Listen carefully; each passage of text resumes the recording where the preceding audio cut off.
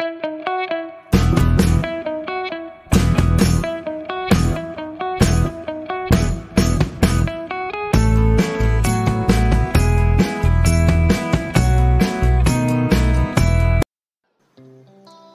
everyone, welcome back to my YouTube channel. In today's tutorial, I will demonstrate how to draft, cut and sew a roll collar. Hi, my name is Ayo and welcome to 011 Clothings Tutorials. On this channel, I upload DIYs, pattern drafting and sewing tutorials. If you haven't subscribed yet, kindly do so. And do not forget to turn on the notification bell so that you'll be notified whenever I upload a new video. So now, let's get right into the tutorial. Thank you! I'll be working with the following items: pins, tape measure. Ideally, a pencil should be used to draft a pattern. For tutorial purpose, I'll be using this marker pen, water erasable fabric pencil, a pair of fabric scissors, a pair of paper scissors, rulers and curves, some interface, my fabric of choice, the front and the back basic bodice patterns. On this new pattern paper, I will go ahead and pin the front bodice in place like this.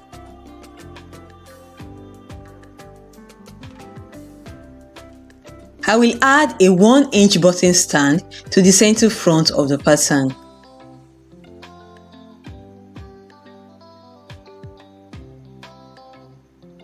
I will measure and mark 1 inch above the bust line at the center front.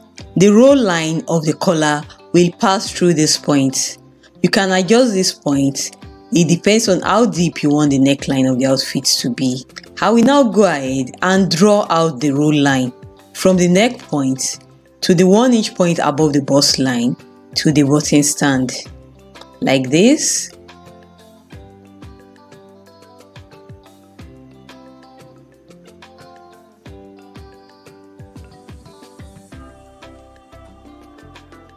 I will also extend the roll line beyond the neck point like this. This is the back pattern. I will measure the back neckline curve like this.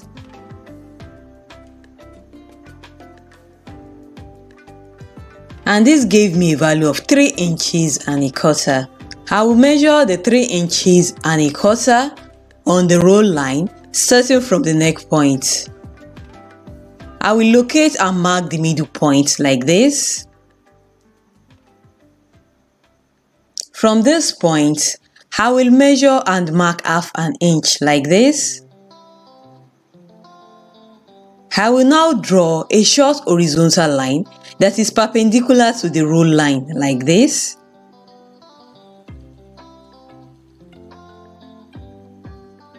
I will connect this 1/2 inch point to the middle point like this using my French curve. From this 1/2 inch point, I will measure and mark 2 inches and 3/4. You can also do the measurement from the roll line if you want a slightly larger collar than mine. I will measure mine from the 1/2 inch point like this. I will draw a horizontal line like this. What I'm doing is just extending the short horizontal line. This line should also be perpendicular to the roll line.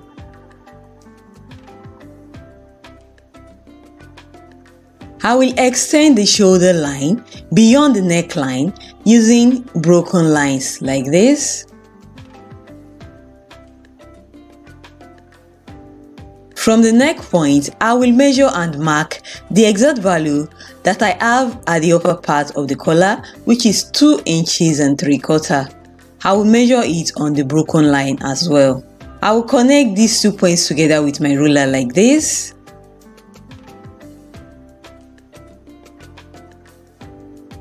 I will also connect these 2 points together with a hip curve like this.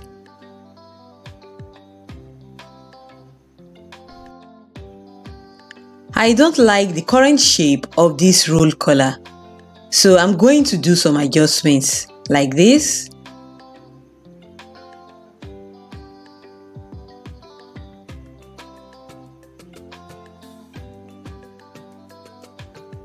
I will clean off the old line with my thick pegs like this.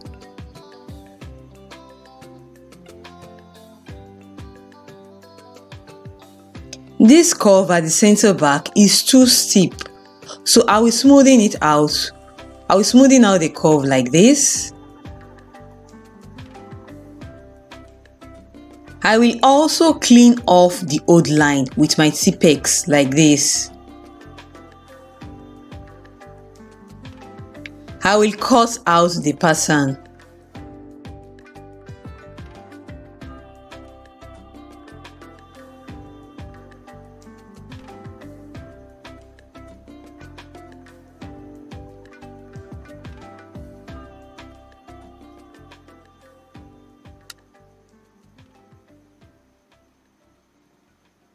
I will remove the old pattern from the new one.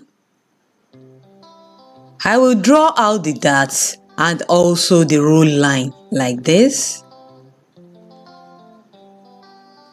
Next, I will draw out the center front and the neckline facing.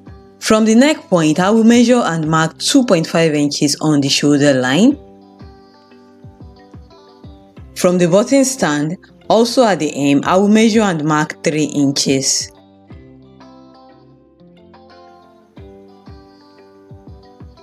I will connect the 2 points together like this with broken lines. I will paint the pattern on a new pattern paper like this. I will trace out the facing. I will remove the pattern and I will cut out the facing like this.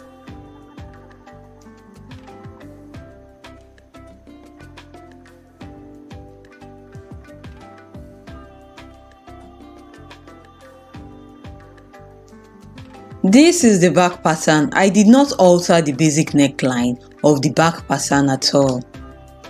So these are the pattern pieces needed to make the roll collar. I'll go ahead and cut them out on my fabric. I have gone ahead to do the cutting, as you can see. I will notch the dart positions. I used half an inch seam allowance all around the pattern, except for the side seam where I used 1 inch side seam allowance. The center back was cut on fold. This is the facing. I used half an inch seam allowance all around the facing pattern. I will remove the pattern pieces from the fabric like this, and I will mark the wrong sides of the fabric. I will now go ahead and sew the darts in place on both the front and the back pieces. I have gone ahead to sew the darts in place and I've given the fabric a thorough press with my pressing iron. I will now place the 2 front pieces on top of the back piece like this, right side to right side. I will sew the shoulders in place using half an inch sewing allowance. So now the stitching has been done, as you can see. I will notch the 2 corners like this.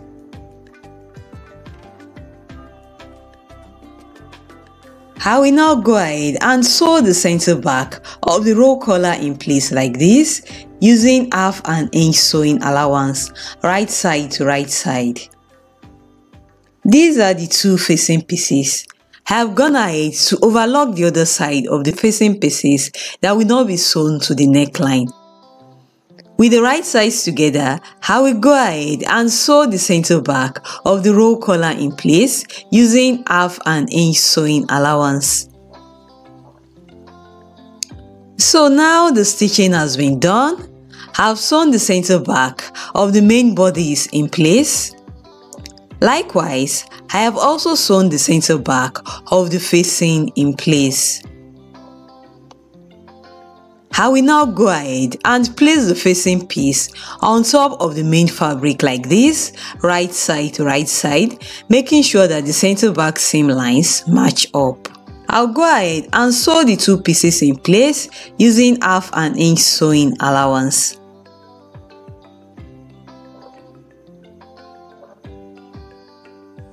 So now the stitching has been done, as you can see.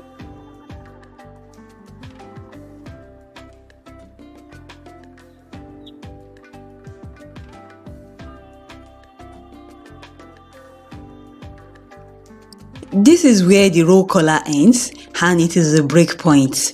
I notch the break point on the garment. I flip the seam allowance below the break point towards the facing, and I understitched it from the hem to the break point on the facing. Then I flip the seam allowance above the facing to the main fabric. I understitched from the break point all around up to the break point on the other front piece. I understitched on the main fabric. Then I flip the remaining seam allowance below the break point to the facing, and then I understitched on the facing fabric. By doing this, I have secured the edges of the roll collar firmly in place. The understitching will not be visible on the outer part of the garment. I have also sewn the side seam in place, as you can see. It is now time to sew the roll collar to the back neckline. I will pin the back part of the roll collar to the back neckline like this, right side to right side, making sure that the center back match up. But first, I will notch the center of the back neckline.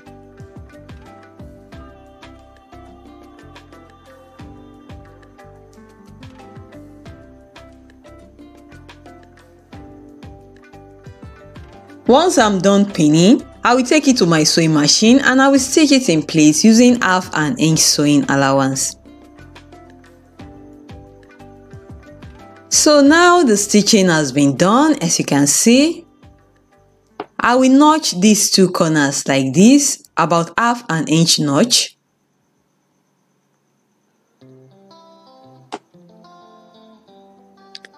This side of the facing will be sewn to the shoulders of the main fabric. I will flip over the facing like this, so the right sides are together. I will now sew it in place very close to the shoulder seam line. I will do the same thing for the other side as well.